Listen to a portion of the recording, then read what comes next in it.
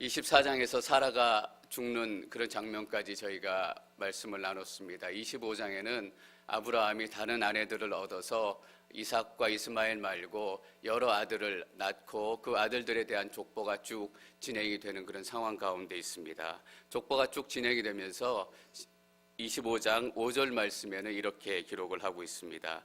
25장 5절 말씀 저희가 함께 읽겠습니다. 시작. 아브라함은 자기의 모든 소유를 이삭에게 주었습니다. 자기의 모든 소유를 이삭에게 주었습니다. 바로 다음 절에 보면 아브라함이 살아있는 동안 많은 자녀들에게 재산을 조금씩 나눠 주었다라는 기록이 되어 있습니다. 모든 재산을 이삭에게 주었다라는 의미는 가지고 있는 100%를 다 주었다라는 의미가 아니라 다른 자녀들에게도 필요한 재산을 조금 나눠주고 이삭에게 꼭 가야 될 지분은 이삭에게 주었다라는 것입니다. 특별히 약속의 자녀로서 이삭이 상속받아야 될 영적인 약속들, 하나님의 언약들, 하나님의 신실한 행하심들, 그 모든 것들이 이삭에게 고스란히 전달되었다라는 것입니다. 사실 이렇게 많이 아들을 낳고 보면 그냥 적당히 나누고 싶은 마음도 말년에 들었을지도 모르겠습니다. 그런데 아브라함은 말년까지 눈이 흐려지지 않고 영적인 상태도 전혀 흐려지지 않았습니다. 늘 맑은 상태로 유지했고 하나님께 주신 약속이 어떤 것인지 특별히 인생 후반부에서는 절대로 잊지 않고 살았습니다. 하나님의 약속을 잊지 않고 사는 것, 이것이 바로 복된 인생입니다. 그래서 7절, 8절에서는 아브라함의 마지막 인생을 이렇게 기록하고 있는 것 같습니다. 7절과 8절 말씀 같이 읽습니다. 7절, 8절 시작.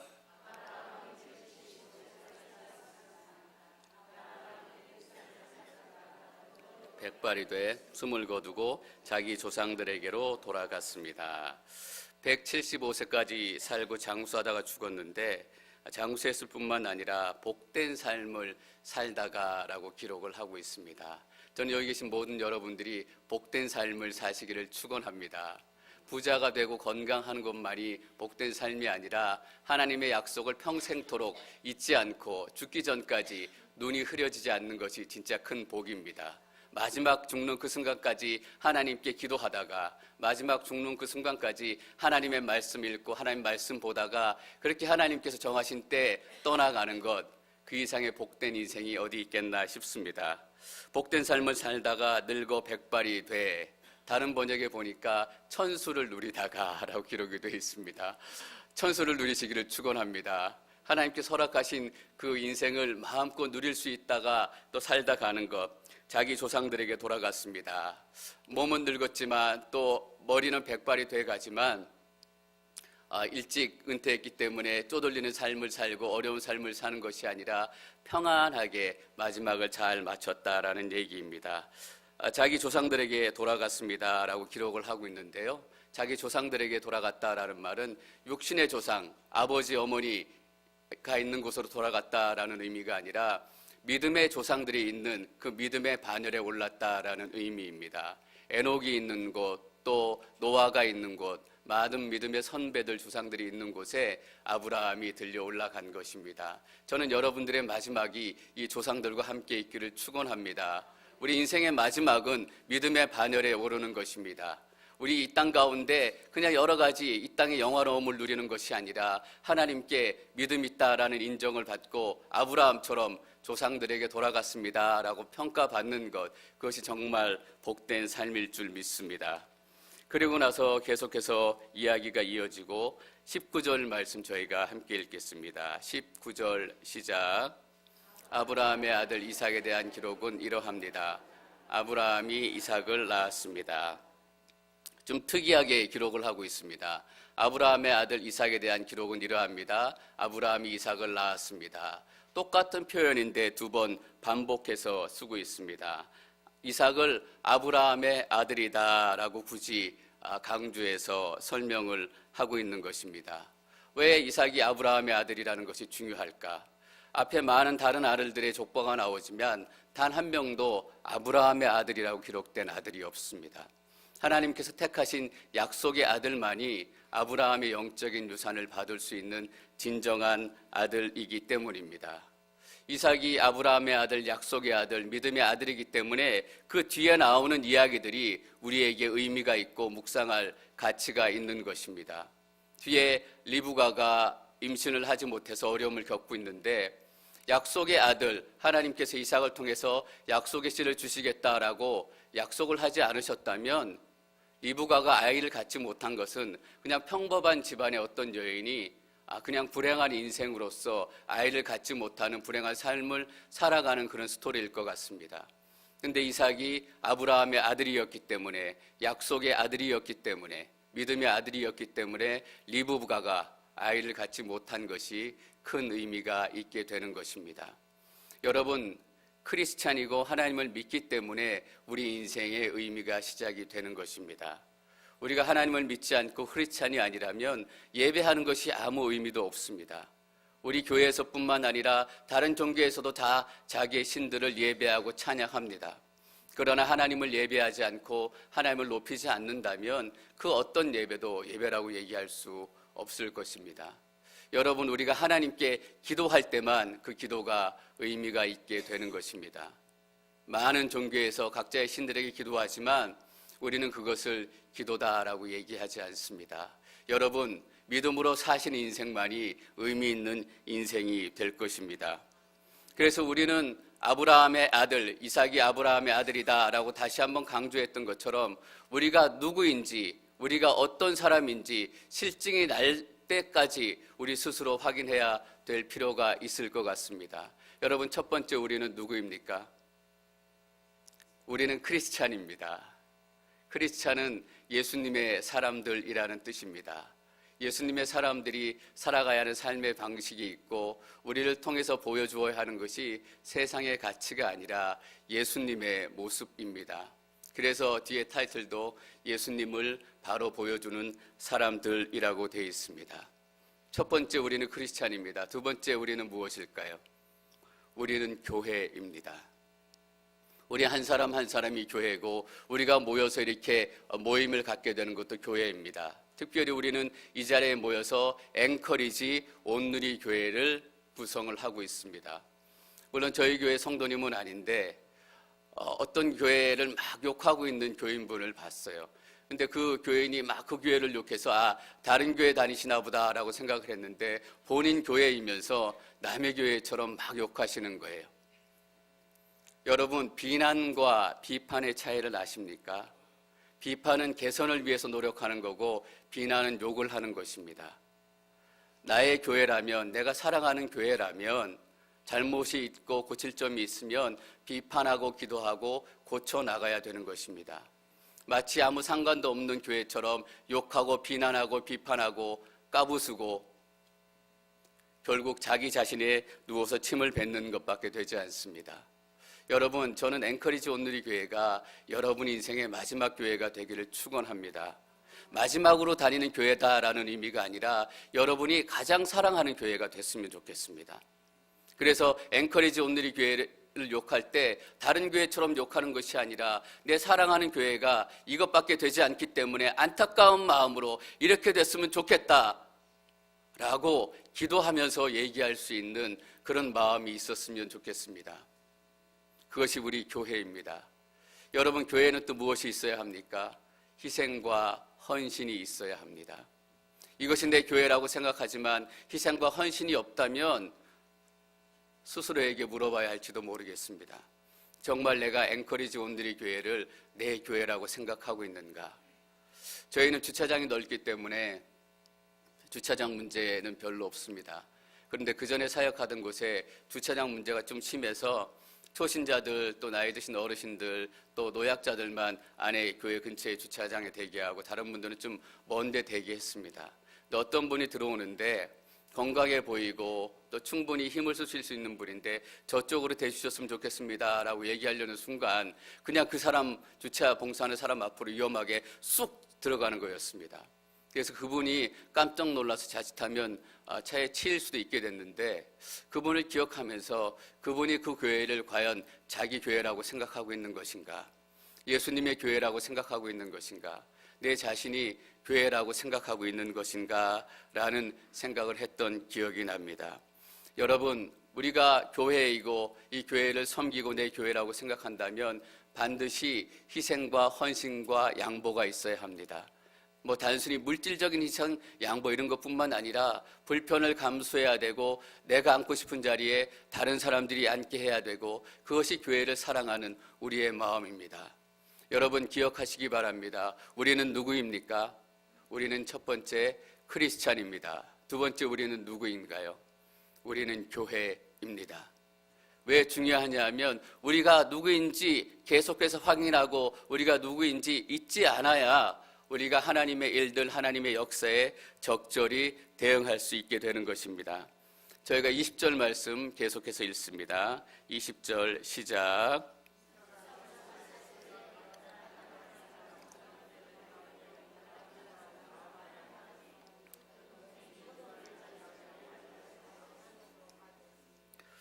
이삭은 40세에 밧단 아람의 아람 사람 부두엘에 따르며 아람 사람 라반의 여동생인 리브가를 자기 아내로 맞이했습니다.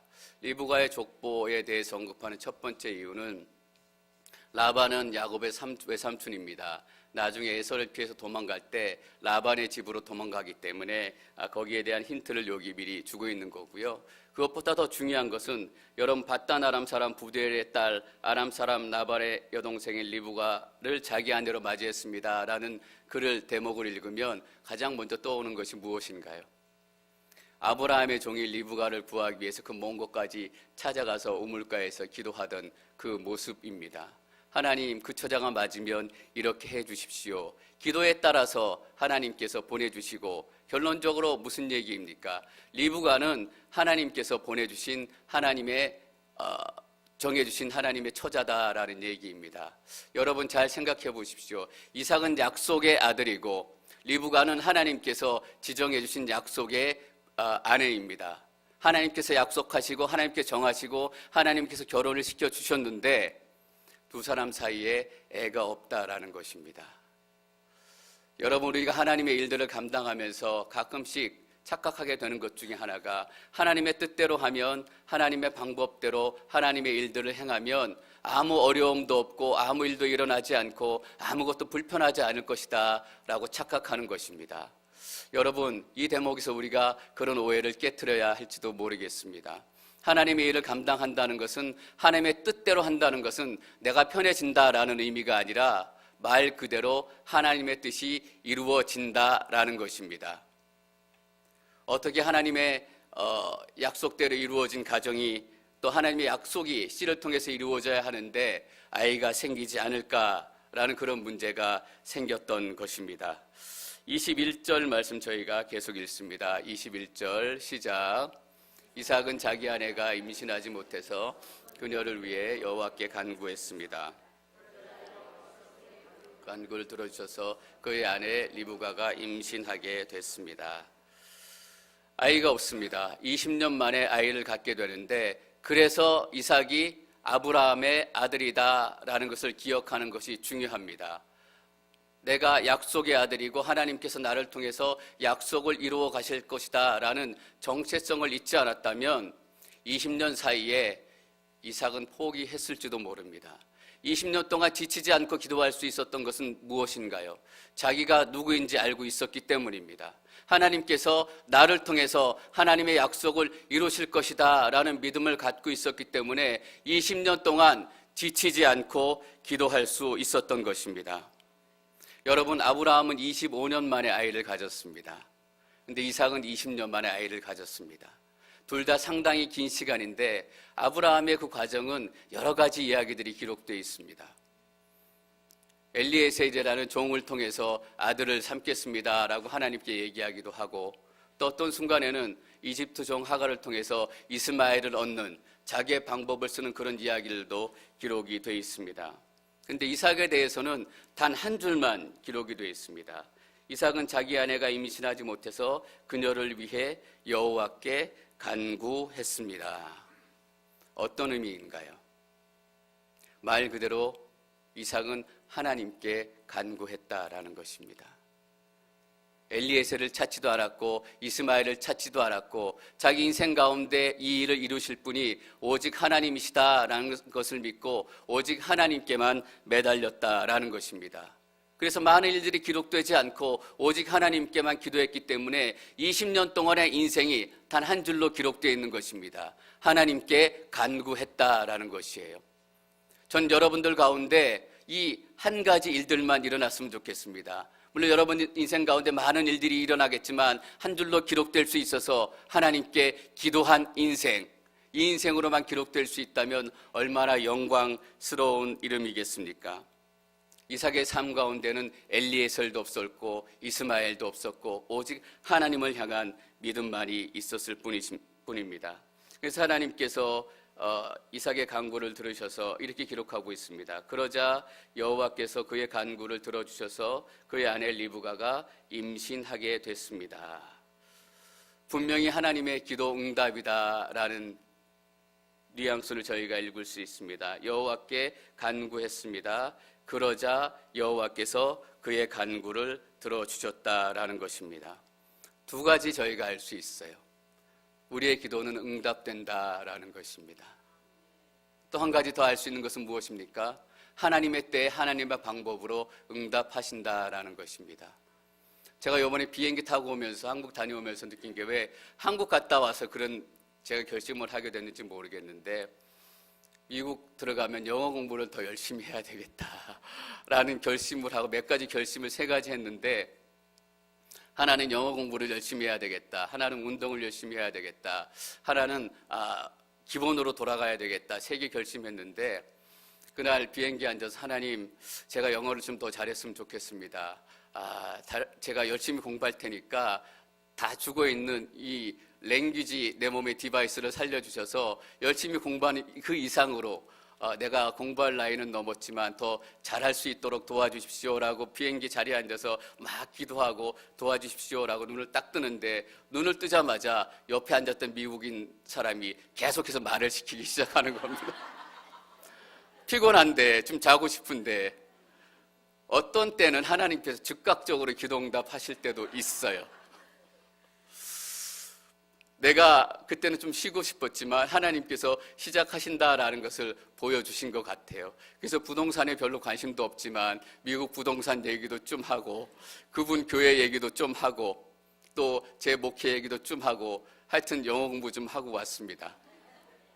근데 이삭의 기도가 응답되는 데는 20년이 걸렸다라는 것입니다. 여러분 하나님께서 기도에 응답하신다라는 것은 믿지만 하나님의 때에 응답하신다라는 것을 생각하지 않으면 기도하면서 늘 불안하고 기도하면서 늘 초조하고 기도하면서 늘 두렵습니다. 그러나 하나님의 때에 반드시 응답될 것이라는 것까지 동시에 믿게 되면 우리가 더 믿음으로 기도할 수 있게 되는 것입니다. 반대로 하나님 때에 하나님의 방법으로 응답하신다라는 것은만 믿는다면 어차피 하나님의 때에 하나님의 방법으로 응답하실 텐데 기도해서 뭐하나 하나님께서 알아서 하실 텐데 이렇게 생각할 수 있다라는 것입니다. 그런데 오늘 본문은 어떻습니까? 여호와께 간구했습니다. 그러자 기도의 응답으로 하나님께서 아들을 주셨다라는 의미입니다. 여러분 잘 한번 생각해 보십시오. 어차피 이삭을 통해서 이삭의 자녀를 통해서 하나님께서 약속을 이어가실 텐데 하나님께서 이삭에게 자녀를 주시겠다라는 것은 기정된 사실입니다. 그런데 하나님께서 이삭의 기도를 사용하고 있다라는 것에 여러분 주목하시기 바랍니다. 여러분 하나님께서 우리 인생 가운데 하나님의 약속을 이루시지만 우리의 기도를 통해서 이루시기를 원한다라는 것입니다. 여러분 기도해야 합니다. 어차피 하나님께 선택한 사람들이 구원받을 건데 전도해서 무엇하나? 전도해야 된다라는 것입니다. 우리의 전도를 통해서 그 사람들에게 복음이 들려지는 그 시간들을 하나님께서는 기다리고 그 역사의 시간으로 맞추고 계신다라는 의미인 것입니다. 여러분 기억하십시오. 하나님께는 기도에 반드시 응답하십니다.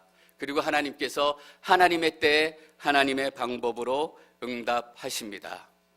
근데 여기서 또 재밌는 일이 있습니다. 하나님의 분명히 기도 응답으로 리브가가 임신하게 됐는데 하나님의 응답이라면 잘 있다가 순산을 해야 되지 않겠습니까? 그런데 이상한 일들이 또 시작되는 것입니다. 22절 말씀 저희가 읽습니다. 22절 시작.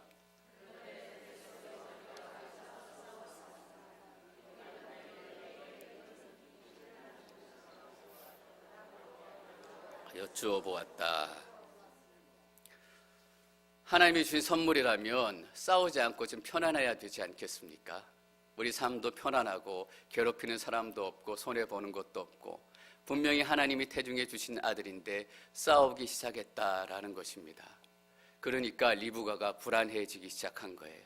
첫 번째, 싸웠다라는 것이니까 뱃속에서 아이들이 그냥 발 이렇게 치는 것이 아니라 난리 법석을 쳤기 때문에 쌍둥이였고 아마 리브가의 몸이 견디기 어려웠을지 모르겠습니다. 그래서 육체가 어려우니까 마음이 불안하고 또 어떤 일이 일어날까 마음에 불안함이 들기 시작하니까 더 마음이 울렁울렁거렸을지도 모르겠습니다.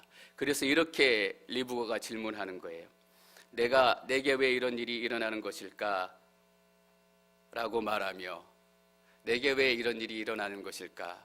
하나님의 약속이라고 생각했는데 이런 일들이 일어나는 것을 보면 하나님의 방법이 아닐지도 모르겠다라고 생각하니까 더 불안해지는 것입니다. 여러분, 몸이 불안한 것도 불안한 것이고 우리가 감정적으로 불안한 것도 불안한 것이지만 가장 불안한 것은 영적으로 불안해지는 것입니다. 내가 하나님을 쫓아 산다고 얘기했는데 내가 하나님을 따라서 맞게 살고 있는가? 이것이 하나님의 인도하신 길이라고 생각해서 따라왔는데 정말 하나님이 인도하신 길일까? 하나님이 인도하신 길이라면 이런 일이 생길 리가 없는데, 이런 일이 내 인생 가운데 나타날 리가 없는데 어디선가부터 단추가 잘못 끼워졌나 보다 라고 우리 스스로가 불안해지기 시작하는 것입니다. 여러분, 그렇게 불안한 마음이 들 때 어떻게 해야 합니까? 리브가가 어떻게 했는지 저희가 한번 보기를 원합니다. 내게 왜 이런 일이 일어나는 것일까? 라고 말하며 어떻게 했어요? 여호와께 나아가 여쭈어 보았습니다. 부창부수 그런 말 있지 않습니까? 기도하는 남편에 기도하는 아내, 어쩜 둘이 이 좋은 면으로 닮았을까 싶습니다. 저는 여러분들이 그렇게 서로 닮기를 바랍니다. 이 왼수 이렇게 서로 바라보지 마시고 기도하는 남편, 기도하는 아내, 기도하는 모습으로 닮아가기를 축원합니다. 하나님의 뜻일까, 하나님의 뜻이 아닐까 불안하기 시작할 때 우리는 하나님께 나아가서 하나님께 다시금 묻기 시작해야 한다는 것입니다. 그러면 하나님께서 또 응답하신다라는 거예요. 23절 말씀 저희가 읽습니다. 23절 시작. 여호와께서 그녀에게 말씀하셨다. 두 나라가 내 태안에 있다. 내 태안에서부터 두 민족이 갈라질 것이다. 민족이 다른 한 민족보다 강하니 형이 동생을 섬기게 될 것이다. 여호와께서 그녀에게 말씀하셨다. 여러분, 말씀하시는 하나님임을 믿으시기를 축원합니다. 제가 자주 드리는 기도 중에 하나가 앵커리지 온누리교회 담임 목사이기도 하고 또 영적인 리더이기도 해서 늘 하나님 분별의 영을 허락해 주십시오. 분별의 은사를 허락해 주십시오라고 기도합니다. 근데 기도할 때 제가 가지고 있는 소망은 하나님께서 성령의 은사로 분별의 은사를 딱 주셔서 어떤 사람을 보면 한눈에 저 사람이 적군인지 아군인지 분간할 수 있었으면 좋겠다. 어떤 분이 어떤 얘기를 딱 하면 한 소리 딱 듣고 저게 사단의 손인지 하나님의 소리인지 유혹의 소리인지 거룩한 소리인지 구별할 수 있었으면 좋겠다. 그런 능력이 나한테 딱 주어졌으면 좋겠다라는 마음을 가지고 기도합니다. 근데 최근에 제가 몇 가지 일을 경험하게 됐는데 우연치 않게 여기 계신 몇 분들이 저에게 찾아오셔서 교회에 대해서 앵커리지 전체적인 영적 흐름에 대해서 저에게 얘기해 주셔서 제가 정말 목회하는데 이것이 꼭 알아야 될 일이었구나, 분별해야 될 일이었구나 라는 것을 깨닫는 일들이 몇 건 있었습니다. 그래서 이런 일들을 내가 알 수 있어서 정말 다행이다. 이것들은 몰랐으면 더 어려움을 겪고 더 시간이 많이 걸렸을지도 모르겠다라고 제 나름대로 이렇게 안위하고 있었는데 그 동시에 딱 드는 생각이 이것이 기도 응답이다라는 것입니다. 내가 바랐던 대로 딱 하면 짝 하고 알지는 못하지만 하나님께서 하나님의 사람들을 보내주셔서 똑같이 판단할 수 있고 똑같이 분별할 수 있도록 지혜롭게 만들어 주신다라는 것입니다. 제가 왜 이 말씀을 다시 한번 드리냐 하면 하나님께서 반드시 말씀하신다라는 것을 여러분들이 믿으시기를 바라기 때문입니다. 여러분 헷갈릴 때 하나님 찾아가십시오. 사람들을 통해서, 말씀을 통해서, 어떤 방법을 통해서 여러분들이 구별할 수 있도록 하나님께서 도우실 줄 믿습니다. 하나님께서 어떤 방법으로 말씀하셨는지 모르지만 리브가에게 두 가지 중요한 사실을 말씀하십니다. 두 나라가 내 태안에 있다. 내 태안에서부터 두 민족이 갈라질 것이다. 리브가는 자기 배 안에 있는 아기를 위해서 기도했고 자기 가정을 위해서 기도했는데 하나님께서 어떻게 응답하셨는가? 두 나라와 두 민족이다라고 말씀하시는 것입니다. 여러분, 이게 믿음의 삶이고 이게 신앙인의 삶입니다. 우리 개인적인 신앙의 회심, 개인적인 믿음은 절대 개인적인 수준에서 가정에서 끝나는 것이 아니라 사회로, 나라로, 민족으로 그 영향력을 넓혀가게 되어 있습니다. 여러분, 윌버포스라는 영국의 18세기의 정치가가 있었습니다. 그 정치가가 예수님을 만나고 난 이후에 영국을 뒤덮고 있었던 노예 제도를 없애는데 평생을 다 헌신해서 결국 노예 제도를 없앴습니다. 한 개인의 회심은 반드시 도시로, 사회로, 민족으로 영향을 미치게 돼 있다는 것입니다. 정치인이었기 때문에 그럴까요? 제가 이 얘기 여러분한테 짧은 얘기지만 잠깐 해드리고 싶습니다. 어떤 선교사님이 계셨는데 외로운 지역에서 선교하기도 어렵고 전도하기도 어려운 지역인데 거기서 믿는 사람도 없는데 혼자 선교하다가 몸이 쇠약해지고 병이 들어서 그 몸으로는 도저히 복음도 전하기 어렵고 다른 사람을 만나서 사역하기도 어렵고 그냥 한 몸 지탱하는 것도 어렵기 때문에 그냥 한국으로 돌아와서 치료를 받아야 마땅한 그런 상황이었다라고 합니다. 그래서 그 동료 친구가 거기 방문한 김에 돌아오면서 네가 여기서 그 몸으로 뭘 하겠니? 그 몸으로 사람들에게 복음을 전하겠니? 사역을 하겠니? 한국으로 돌아가서 먼저 병부터 고치자라고 설득을 했는데 그 선교사님이 한 얘기가 바로 이 얘기라는 거예요. 형, 내가 한국으로 돌아가면 이 땅에는 예배하는 사람이 한 사람도 없어. 아무도 하나님을 이 땅에서는 예배하지 않아. 내가 이 땅에 머물러 있기 때문에 그래도 예배가 이 땅 가운데서 드려지는 거야. 내가 아무것도 할 수 없지만 내가 사람들한테 가서 사역할 수도 없고 전도할 수도 없고 폭발적인 무엇을 할 수는 없지만 내가 여기서 예배하는 그것이 이 땅의 유일한 예배 처소야. 형, 나는 그래서 돌아갈 수 없어.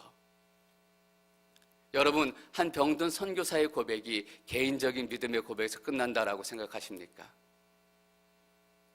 사회를 떠나서 도시를 떠나서 그 나라를 떠나서 그 민족을 떠나서 그 땅 가운데 유일하게 예배가 드려지는 처소, 그래서 하나님의 생명력이 거기서 시작되는 처소, 여러분 예배가 세워지지 않고 어떻게 그 땅 가운데 복음이 시작될 수 있겠습니까? 한 개인의 작은 회심과 믿음이 이렇게 사회에 영향력을 미치게 되는 것이에요. 저 우리 차세대를 한번 또 생각을 해봤어요. 작년에 페루의 아우리체 2명이 갔다 와서 너무 은혜 받고 온 것은 좋았는데 또 얼바인 더 큰 교회에 가보고 거기는 더 많은 청소년들이 뜨겁게 예배하고 찬양하고 기도하고 교제하고 말씀 나누고 사역하고, 그런데 앵커리지 온들이 돌아와 보니까 그냥 단둘이 얼굴 눈 뻑뻑뻑 뜨고서 기도하기도 어렵고 찬양하기도 어렵고 마음은 뜨거운데 눈물도 나고 낙심도 되고 좌절도 되고 하나님 나도 찬양하고 싶고 걔네들처럼 뜨겁게 하나님을 노래하고 기도하고 싶어요. 근데 교회에서 같이 놀 친구조차 없는데 낙심하고 힘들고 눈물 흘리고 기도하고. 최근에 저희가 차세대가 좀 부흥했잖아요. 저는 왜 부흥했을까? 저희 쉐론 간사님이, 선생님이 참 사역을 잘 해주고 설교도 잘 해주고 여러분들이 많이 도와주고 계세요.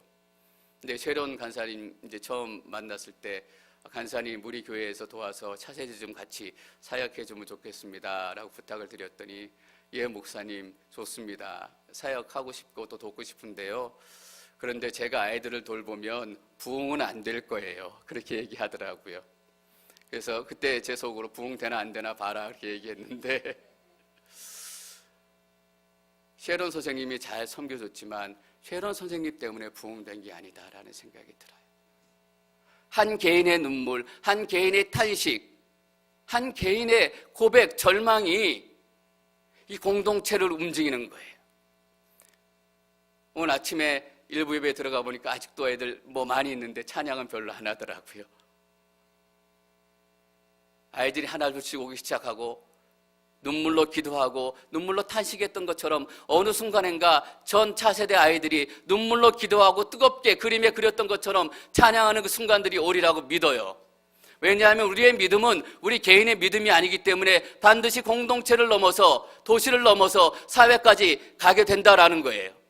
저는 이 바람이, 이 흐름이 앵커리지를 완전히 뒤집어 엎을 거라고 믿어요. 하나님께 단순히 우리 교회 안에서, 우리 차세대 안에서 몇 명 더 늘어나서 뽕짝뽕짝하고 그게 좋다 그러면 보내주시지도 않았을 거예요. 한 사람의 눈물, 두 사람의 눈물이 공동체를 바꾸는 거예요. 저는 거기서 시작해서 앵커리지가 바뀌게 될 거라고 믿어요. 앵커리지에 많은 방황하는 차세대 청소년들이 일어설 거라고 믿어요. 그때가 오면 어떻게 이런 일이 일어나지? 어떻게 이런 역사가 앵커리지 땅 가운데 일어나게 되지? 여러분 그때 기억하세요. 그 모습을 생각하면서 한숨 짓고 눈물 흘리고 기도하고 탄식하던 한두 명의 우리 자녀들이 있었다는 거.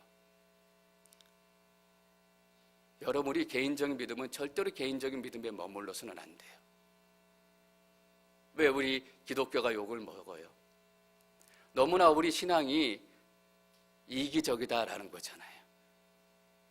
맨날 나만을 위해서 기도하고 자기 교회만을 위해서 아둥바둥하고, 여러분 그건 복음 아니에요. 그건 구원 아니에요.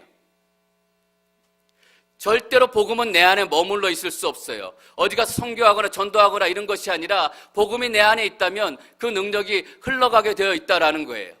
우리가 복음으로 세워진 교회라면 앵커리지 온누리 교회가 앵커리지 땅 가운데 변화를 시작해야 된다라는 거예요. 그것이 복음의 능력이에요. 우리의 능력이 아니라. 하나님께서 리브가에 얘기하시잖아요. 리브가는 하나님, 내 자식들이 왜 이런가요? 내 인생이 하나님의 뜻대로 왔다고 생각했는데 정말 왔나요? 개인적인 차원에서 물었는데 하나님께서 훨씬 뛰어넘는 대답을 했어요. 내 배 안에는 두 나라와 두 민족이 있다라는 거예요. 이게 야곱과 에서의 이야기만일까요? 여러분 안에 두 나라와 두 민족이 있는 거예요. 여러분 자녀를 위해서 어떻게 기도하세요? 좋은 대학 가고 건강하고, 여러분 우리 자녀들의 안에 있는 두 나라와 두 민족이 예수님 만나는 나라가 돼야 되고 예수님 믿는 민족이 돼야 되잖아요. 그게 복음이에요. 복음이 얼마나 능력이 있고 얼마나 파워풀한지 우리가 경험해야 돼요. 제가 한번 여러분들한테 연초에 기도 제목 쓴 거 제가 한번 나눠드렸잖아요. 그 기도 제목 중에 첫 번째가 하나님 올해는 내가 복음의 능력을 제대로 경험하고 싶습니다. 이론의 복음이 아니라 그냥 글로 되어 있는 복음이 아니라 여러분 살아있는 복음의 능력을 경험하고 싶지 않으세요? 저희 교회가 이전보다 좀 부흥했어요. 왜 부흥할까? 능력을 내보내라는 하나님의 뜻이잖아요. 하나님께서 두 나라와 두 민족이 내 태안에 있다라는 메시지를 주시고, 두 번째는 이 메시지를 주셨어요. 23절 말씀 저희가 다시 한번 읽겠습니다. 23절 시작.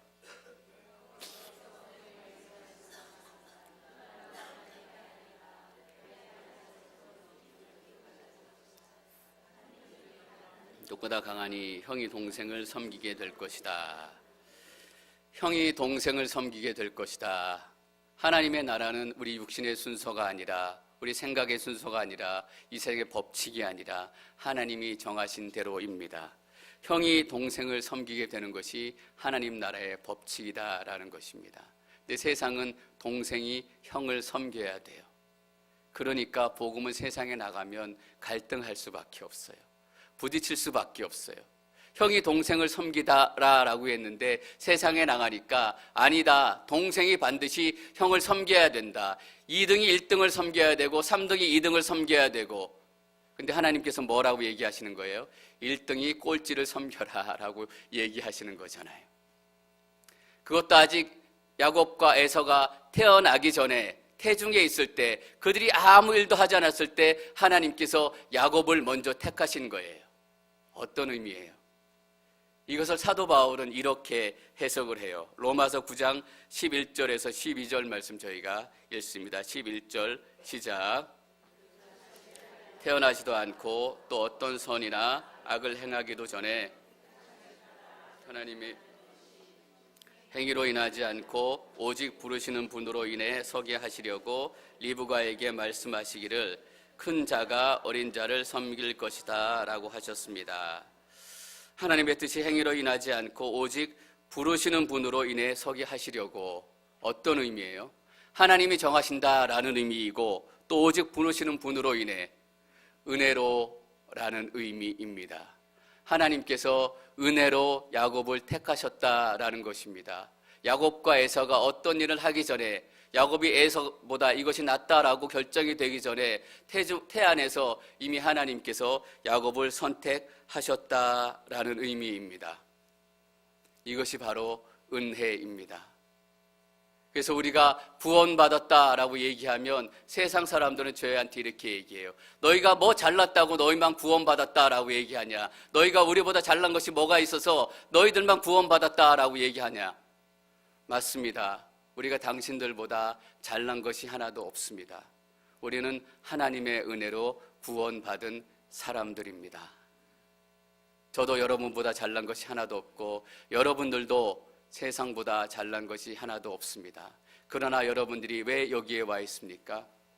하나님께서 하나님의 뜻으로 선택하셨기 때문입니다. 여러분, 하나님의 은혜라는 것이 또 어떤 의미입니까? 하나님이 선택하셨기 때문에 아무도 빼앗을 수 없다라는 의미입니다. 여러분, 하나님의 구원, 하나님의 주신 은혜는 아무도 빼앗아갈 수 없는 것입니다. 왜냐하면 하나님께서 강권적으로 선택하셨기 때문입니다. 여러분, 때로는 기도하지 못하고 불안해할 때가 있습니다.